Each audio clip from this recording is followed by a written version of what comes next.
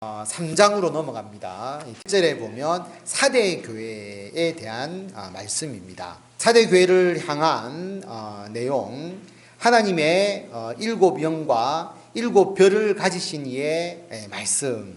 이것도 7영은 어디에 나왔느냐? 1장 4절에 나왔고요. 7별은 1장 16절에 나왔습니다. 하나님의 7영과 7별. 그래서 7영은 뭐라고 이야기했습니까? 성령이라고 이야기를 했죠. 7이라는 숫자에 여러분 신경 쓰지 말라고 이야기를 했고, 그 다음에 7별, 7별은 7교회의 사자다라고 이야기를 했습니다. 내가 내 행위를 아노니 내가 살았다 하는 이름을 가졌으나 죽은 자다라고 이야기를 합니다. 그래서 살았다 하는 이름이라고 하는 의미를 다른 말로 이야기를 하면 명성이라고 이야기할 수 있습니다. 그들은 명성을 가지고 있지만 그러나 죽은 자다라고 말씀하시는 것이죠. 그러면서 2절에 보면 자, 너는 일깨어라고 말합니다. 일깨어의 의미를 제가 갈로 안에 적어놨죠. 뭐라고 이제 이야기할 수 있느냐 하면 긴장을 하고 정신을 차리라. 일깨어서 남은 바 죽게 된 것을 굳건하게 하라라고 이야기를 합니다. 그러면서 내 하나님 앞에 내 행위에 온전한 것을 찾지 못하였노니 복음을 생각하고 지켜 회개하라 라고 말합니다. 복음을 생각하고 지켜 회개하라. 생각하라는 말은 기억하라는 것이고요. 그 다음에 복음을 뭐 하라고요? 지켜라 라고 말하고요. 그 다음에 회개하라 라고 말합니다. 그래서 복음을 생각하고 지켜 회개하라. 요 세 가지가 굉장히 중요한 의미를 가지죠. 항상 기억하고 그 다음에 지키고 회개하라. 네가 일깨지 아니하면 어떻게 임하신다고요? 도둑같이 임할 것이다. 그래서 도둑같이 임한다의 의미는 언제 오실지 모른다라고 하는 의미를 분명하게 가지고 있습니다. 그래서 성경에 보면 도둑같이 임한다라고 하니까 신천지는 안 보이게 오신다는 거다. 재림할 때 영으로 오시니까 보이지 않게 오신다는 의미다. 그런데 여러분, 도둑같이 온다는 것은 안 보이게 온다는 의미가 아니고 어떤 의미라고요? 언제 오실지 모른다는 것이지 안 보이게 영으로 몰래 오신다는 그런 의미가 아니다는 거죠. 잘못 생각하면 안 됩니다. 시기에 대한 이야기입니다. 일깨지 아니하면 도둑같이 이른다라고 그렇게 말씀하십니다. 그 다음에 4절 말씀, 사대에 옷을 더럽히지 아니한 자 몇 명이 내게 있어 흰옷을 입고 나와 함께 다니리니 그들은 합당한 자인 연고다라고 말하고 있죠. 자, 어떤 옷을 입고 있다고요? 흰옷을 입고 있습니다.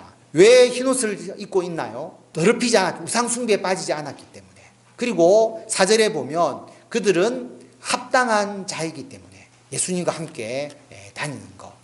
우리가 회개하지 않는 자들, 행위에 온전한 것을 가지지 못하는 자들이 있는 반면에 예수님 앞에 회개하고 예수 그리스도의 십자가의 보혈로 정결케 된 흰옷을 입은 자들이 있다라고 하는 겁니다. 그래서 우리는 흰옷을 당연히 입어야 되겠죠. 그래서 5절에 보면 이기는 자는 어떤 옷을 입는다고요? 흰옷.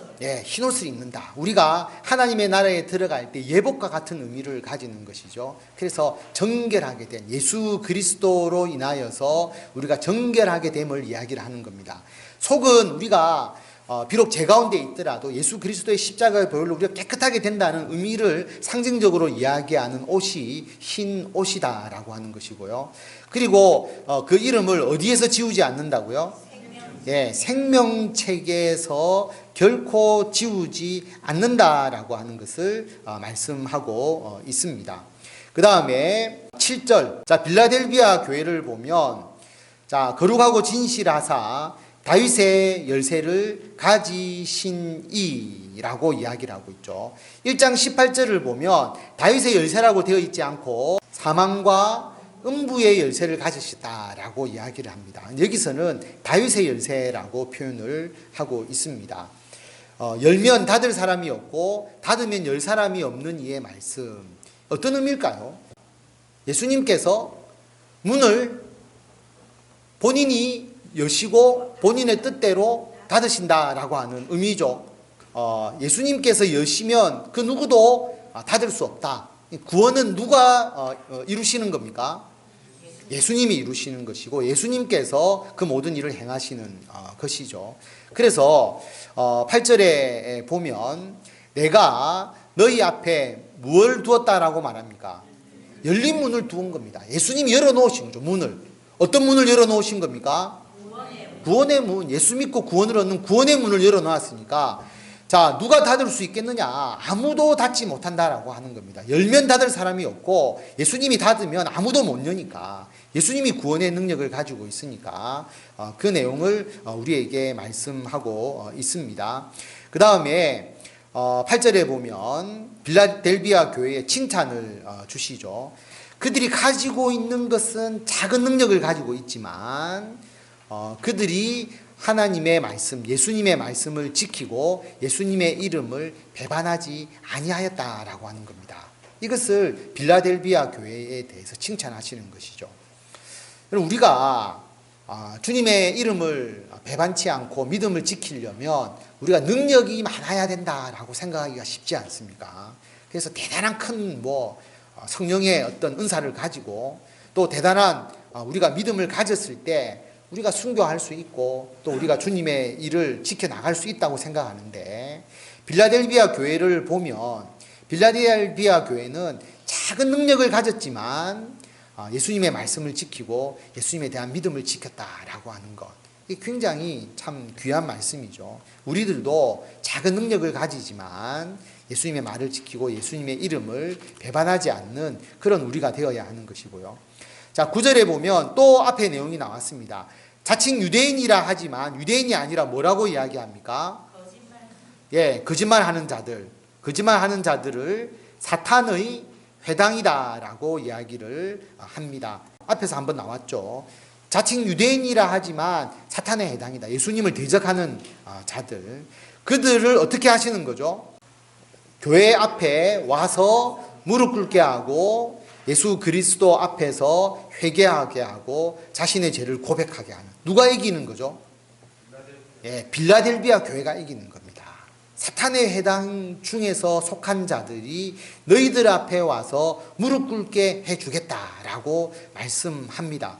그래서 10절에 보면 네가 나의 인내의 말씀을 지켰기 때문에 내가 너를 지켜서 어떤 때를 면하게 해준다는 거죠. 시험의 때 핍박받고 환난을 당하는 그 모든 날을 피하게 해주는 그런 은혜를 주실 것이다. 그래서 환난에서 벗어나서 하나님의 은혜 가운데 거하도록 해주겠다라는 것을 약속하고 있습니다. 그러면서 11절에 보면 우리 11절 다 같이 읽겠습니다. 내가 속되오니 내가 가진 것을 굳게 삼아 아무도 내 멸류관을 빼앗지 못하게. 아멘.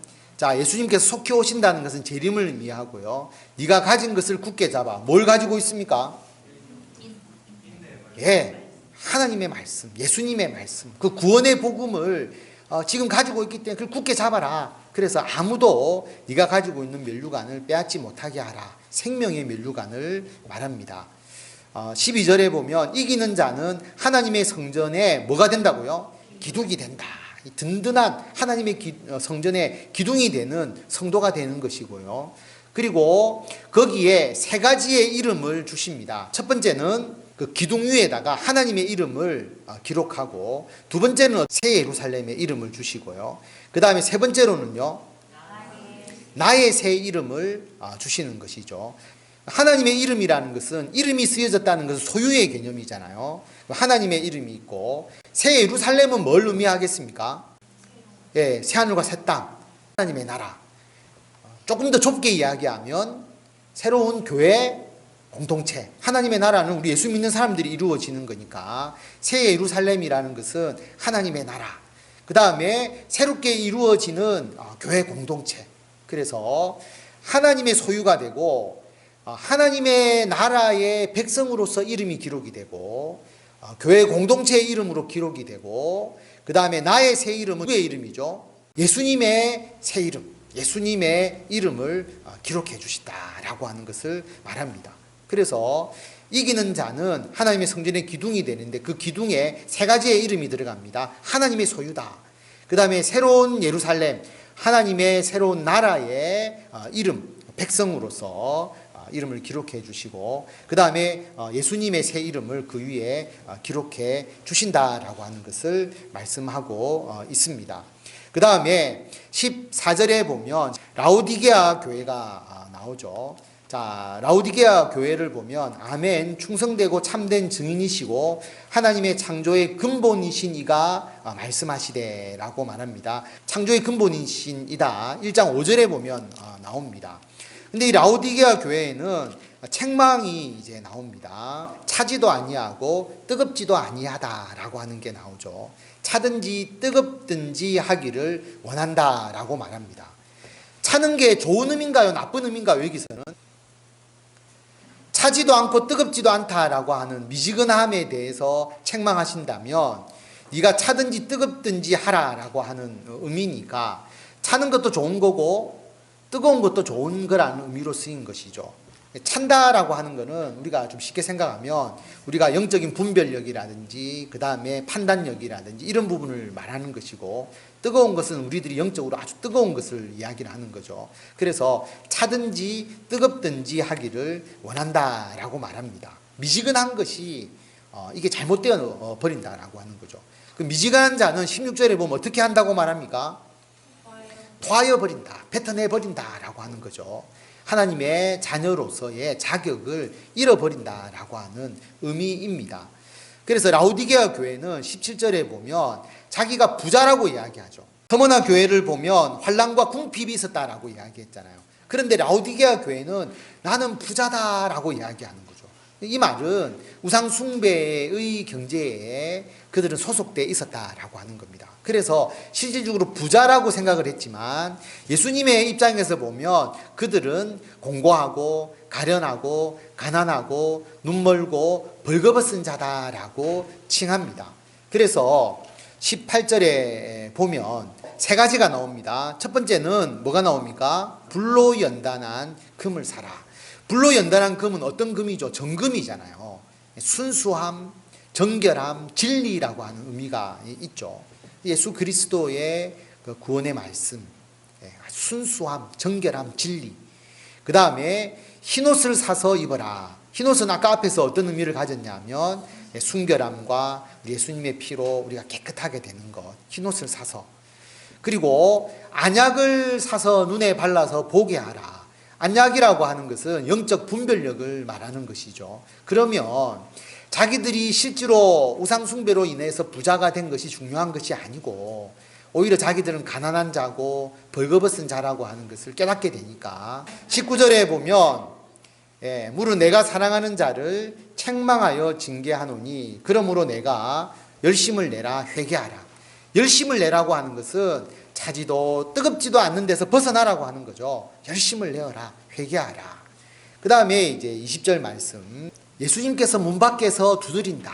그래서 문을 열면 예수님께서 그에게로 들어가서 더불어 먹고 그는 나와 더불어 먹는다라고 하는 것은 어떤 의미냐면 잔치를 의미하죠. 잔치라는 것은 함께 하는 거죠. 가장 대표적인 것이 혼인잔치를 이야기하잖아요. 예수님과 우리들과의 혼인잔치, 함께 하는 것. 그래서 더불어 먹게 될 것이다 라고 하는 의미, 이 의미가 그래도 21절에서 이어집니다. 예수님께서 하나님 보좌 우편에서 이 세상을 통치하듯이 우리들도 누구의 보좌에 앉는다는 거예요? 내 보좌라고 이야기했어요. 예수님의 보좌에 함께 앉게 해주겠다. 그래서 아까 앞에서 자 뭐를 들고 뭐를 깨트린다고 이야기했습니까? 철장을 들고 질그릇을 깨트리는 것처럼 예수 그리스도의 보좌에 함께 앉게 해주겠다라고 하는 것을 말씀하고 있습니다. 그래서 읽어보시면 앞뒤로 다 연결되면서 하나의 흐름을 가지고 있음을 알 수가 있습니다. 이런 식으로 이제 흐름을 가지고 쭉 읽으시면 전부 다 공통적으로 이야기하는 그 내용이 뭐냐 하면 여러분 이 모든 교회가 다 어려움이 있잖아요. 환난과 핍박을 가지고 있고 그 경제 문제로 또 하나는 이세벨, 니골라당, 발람의 교훈과 같이 우상 숭배와 행음에 빠지게 하는 요소들이 굉장히 많은 환경 속이라고 하는 겁니다. 지금 우리들도 마찬가지죠. 그런데 그런 가운데서 우리는 어떻게 해야 된다는 거예요. 인내로서 말씀을 지키고 처음에 우리가 가지고 있는 거 굳게 잡고 끝까지 이 모든 것을 이겨내면 우리들에게 하나님의 나라의 소유가 되게 하시고 생명책에 기록해 주시고 하나님과 더불어 먹고 마시는 은혜의 삶을 우리에게 주실 것이다 라고 하는 것을 약속하는, 그래서 이 일곱 교회에 주시는 말씀은 지금 우리들에게도 주시는 말씀과 똑같다라고 하는 것을 우리가 알 수가 있습니다.